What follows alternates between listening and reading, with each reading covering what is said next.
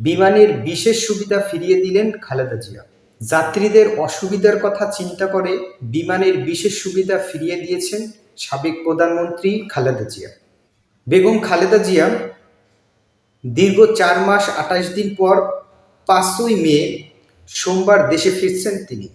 সাবেক প্রধানমন্ত্রীর স্বাস্থ্যের কথা বিবেচনা করে বিমান কর্তৃপক্ষ ফ্লাইটটি আগে ঢাকা অবতরণের প্রস্তাব করলেও তিনি যাত্রীদের সুবিধার্থে আগে সিলেটে অবতরণের কথা বলেন।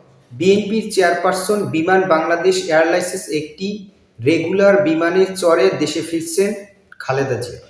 বিমানটি সরাসরি সিলেট অবতরণ করে ঢাকা আসার কথা ছিল।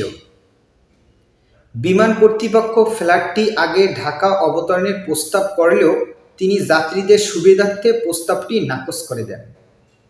বিমানের প্রস্তাব রাখলে তার ২ ঘন্টা সময় বেঁচে যেত, কিন্তু তিনি তা নাকচ করে যাত্রীদের কথা চিন্তা করেন।